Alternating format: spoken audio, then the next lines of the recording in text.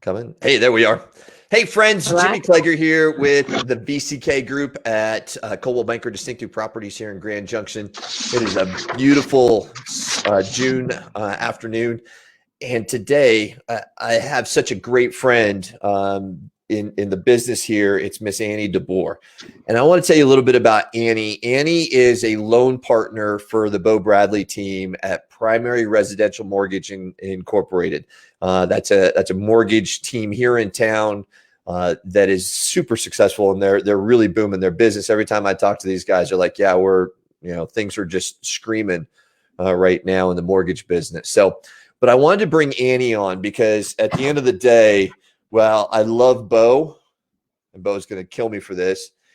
Annie is just this machine behind Bo, just making things happen.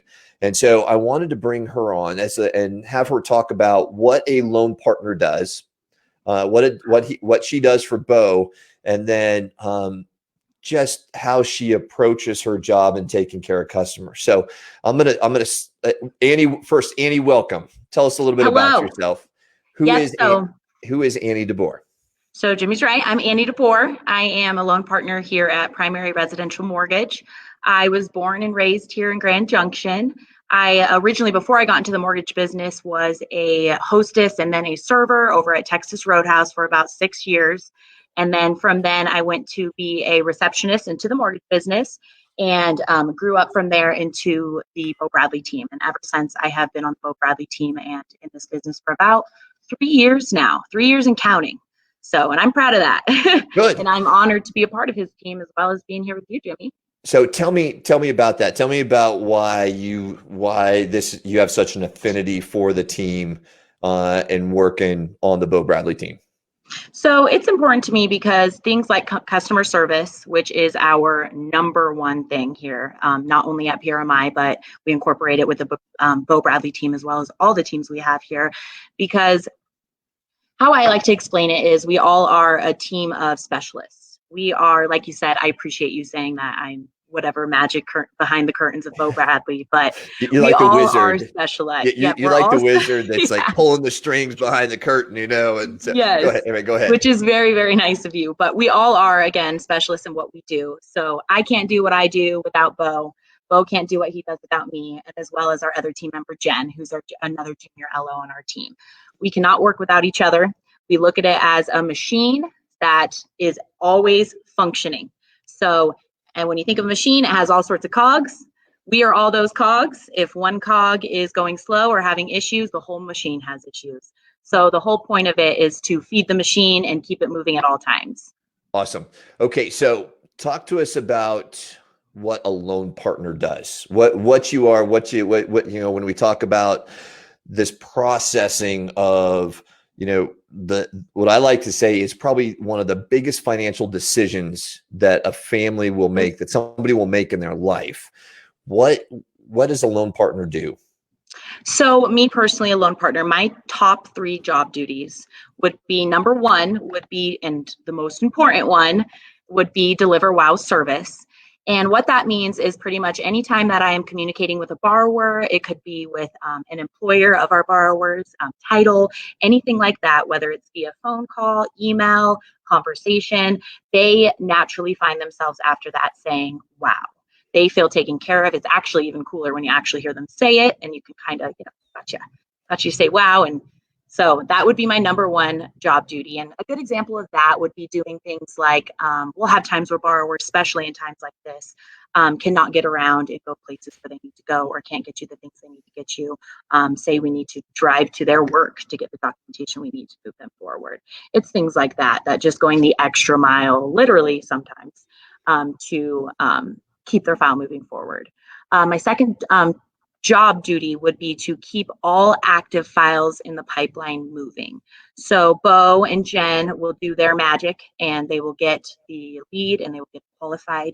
And from then it will go into contract and I will kind of take over that role and keep the file moving from contract into processing, then into underwriting, and then to the closing table. Now, throughout that, of course, they will have communication with me and Bo, where we incorporate things that we call like theme days. So everything is very intentional and structured to make sure that everybody is updated at all times. Okay. So back to the keeping the files moving at all times, how I look at it as, what can I do to move this file forward? Okay. And then I would do that. And if not, who can I reach out to move it forward? Things Okay. have to keep moving like a machine. Right. So I want to, before we get to your third job duty, Mhm. I want to pause for just a second and just 30 seconds or less. Tell us what processing and underwriting does. So why is that important? Why does somebody, when they're their mortgage is going through the timeline, Yeah. why is, what are those two functions, processing and underwriting? Now that's important because, as we all know, there's a lot that goes into a loan, and especially nowadays, every day there's more guidelines, more documentation needed, more things like that. We're all learning constantly. We're constantly all trying to educate ourselves, especially during this time. So it's really important that after it goes through the process from me to our processor, and we're lucky enough to have in-house processor and underwriter, which is very nice to be able to just kind of walk down the hall when it comes to important questions and things like that. But it's important to go through the processor, because once it gets to her, she'll generally will look through the whole file. And if anything were to come up that we may need, whether from the borrower or on our end, we'll get ahead on working on that. And then it'll go to the underwriter, and she'll do the same thing on letting us know if there's anything left from there for us to continue to work on. The point of all of this is to ensure that the closing always closes on time. We are always meeting our deadlines. So we're always knowing what's needed and when it's needing to get to the closing table on time. And so we're all on the same page there. Yeah. So checks and balances throughout the process. Yep. That's kind of the processor, and then the underwriter's kind of the final check before you get the magic words cleared to close. Correct. Which Clear is to close. the magic words, the things that we like to hear is when we get that clear to close. Yep. They are Bo's favorite calls to make. Yes, absolutely. And I know why. Okay. So go third job duty. So my third job duty would be, as you know, in my job, I am constantly reaching out to employers for borrowers, insurance agencies, title companies, all those other third-party places. And so it's important to me to get ask for current client referrals. Okay. Now, this is something that is not scripted. It's genuine. We all are in the sales business, and especially me wanting to be on the sales end of all of it. It's important for me to build relationships any chance that I can get. And it's also really important to me to always just ensure that I let the people know on the other side of the phone that if they know anyone else that we can help, just let us know. And so it's a good goal of mine to kind of reach out to everyone I talk to. Speaking of, Jimmy, do you have anyone I can help? I love that. So for the folks listening, I already asked that question of Annie earlier today. So perfect. I love it. Okay. What I'm just sitting here looking at these, and I wrote them down as you were talking about them. Out of those 3 duty descriptions, 2 of them are customer oriented. Yes. 2 of them are focused. Now the third one is absolutely the business. You're working in the business and working in the business. Yep. But the other 2 are truly customer service oriented, and I know that's a hallmark for you. It's huge. We put a lot of things into place in our machine, as you would say, to ensure that we are consistently giving the customer service that we want to. So things like every Tuesday, in regards to our purchases, every Tuesdays, they call my theme days. I call the borrowers. Every Mondays, we'll call the agents. And so it's just to ensure that everybody is updated at all times. As we know, this can get tedious and stressful for people, and it's a long process. So just making sure that people feel comfortable constantly is so important for the experience for us, and most importantly for the borrowers. It makes the experience a lot funner, believe it or not. It's folks feel more in control when they've got the knowledge. Absolutely. Yep. We like to look at that as if anybody has to call us, agent, borrower, to figure out what's going on, we have failed. So that's kind of how we look at it. I love it. I love it. Okay. I want to shift gears a little bit, because I love the customer service, but what I would like to talk about is a little bit into the business now, and the mortgage processing business. And is there anything that you want to clarify for folks? People come in with misconceptions, something, somebody's, is there anything you want to clarify with folks? So, or maybe even just better prepare them through the when they come in for that first initial discussion, this is the best, be ready to go. Yeah. I feel like a lot of people's initial thought when they want to buy a house is just, I want to see the house. Let's get out. Let's look. Let's sign me up. I feel a lot of people don't know that it is really important to just get to your lender as soon as possible and get pre-qualified. Mm-hmm. Getting pre-qualified is that golden ticket, and I promise you it will move things a lot smoother, and you won't find yourself out looking at a house that you want to get right now, and then find out you still need to get qualified. So Right. Some people don't know, and they do it a little bit backwards. So it's always good to come in, and most people, our goal is to get qualified within 24 hours.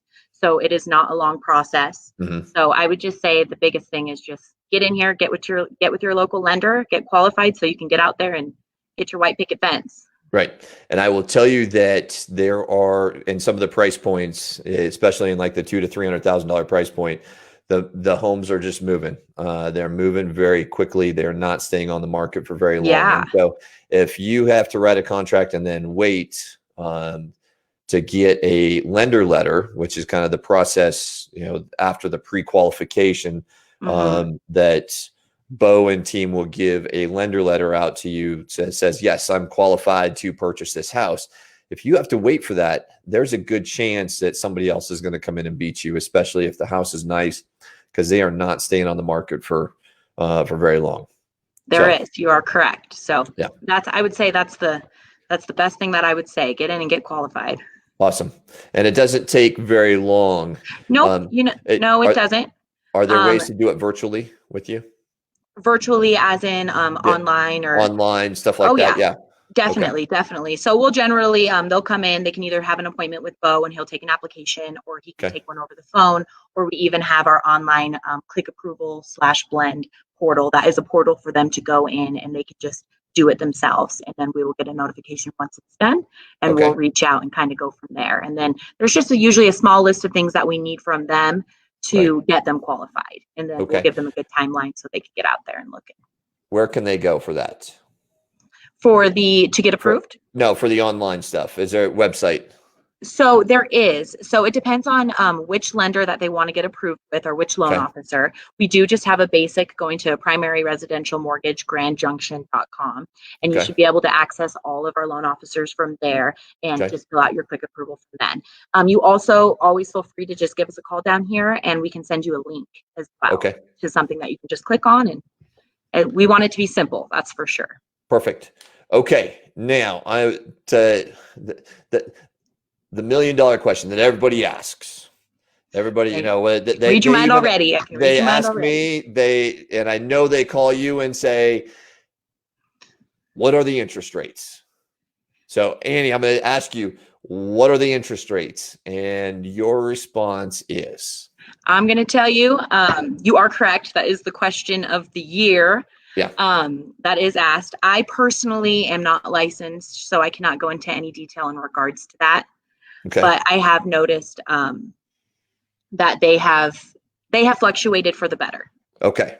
So that I have noticed. So when you say fluctuated for the better, they are still at really historical lows. And so and I'm going to say it because I can say it, that the majority of interest rates that I'm seeing right now that are out there are all in the threes.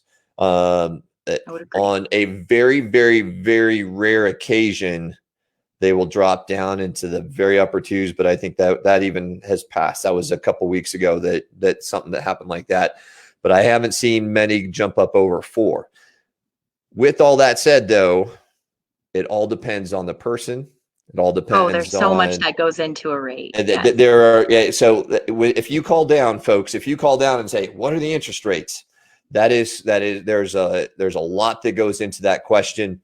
And it comes down to credit, purchase, your purchase price. It comes to a lot of things. What else? Oh, a lot of things are correct. Credit, Income, purchase price, income, debt to income debt to ratio. income ratios. Right. All of those are incorporated into that. Yep. And as Bo would say, he has an 8-ball that you shake and you show, and that's kind of equivalent to what it's like looking at rates. You Right. shake the 8-ball, and it tells you what you got at that moment. Right. Right. And Yep. and it does change, right? Yes. I mean, it fluctuates day to day, hour to hour. Yep. So you can't even say, boom, this is the rate. Correct. So, It's okay, just something that you trust your lender to keep an eye on and keep communication with you about. Right. Right. Okay, so I've gotten 2 comments here so far. First one is from Aubrey, who says, "Hey, Annie girl." So Aubrey, who's sitting right around the corner next Yes, door she to is. you. On the other side of my wall here. Yeah. So she wanted to give you a big shout out. And then Gloria jumped on here. She asked the question, what is the difference between pre-approved and pre-qualified? That's a good question. And I think Okay. that I would not be the best person for that question to get answered. Okay. Okay. So what I'm going to have is get Bo back on here I would agree. and have him answer the question Of between. course, I can attempt that question, but I am not going to give anybody an answer that I'm not confident in. Okay, that's fine. That's fine. So Gloria, we owe that answer to you. That's a great question. One that I guess I got to get Bo back on here for and give him a hard time because I had the wizard on behind, in front of him. So it'll be good. Okay. So with that said, he is so he's gonna let me have it here. Okay. With all that said, hey, I'm going to give you the last word. Anything else you want to share with the folks out there? I appreciate the customer service piece. You're that person that everybody wants on their team. You're that person. I appreciate that. Yeah, you're that person that when you say, "Hey, I want the customer service to be like Annie DeBoer." That's the person, you have just, as I've worked with you over these last 3 years, you've set that bar, you've set that standard. So I appreciate that. Appreciate you for that. I appreciate it, Jimmy. But I'm honored to be on here. I really did enjoy this, and I would love to do it again. All I would say is just everything with all this crazy anger and sickness in this world, just all we can do is continue to stay patient and positive, and I can ensure that anybody walking in our business will receive nothing less than positivity and comfort. So good. That's our goal here. Thank you. Yeah. All right, folks, as we wrap up here, tomorrow's pro tip will be on wire fraud. So pay attention, come jump back on at 12:30. Thursday, to get the days right, we are going to have Chris Muir from COP MOBA, which is a Colorado Plateau Mountain Biking Association. Absolutely an amazing organization that has taken this valley from a mountain biking, from a trail running perspective, and just it's world class. So we're going to bring them on Thursday. And then Friday, we're going to talk about some Grand Junction happenings and what you can be doing over the weekend. So appreciate you. Look forward to seeing you. Thanks all for coming and hanging out for just a little bit of time with us over your lunch hour. And we will talk to you soon. Take care, y'all.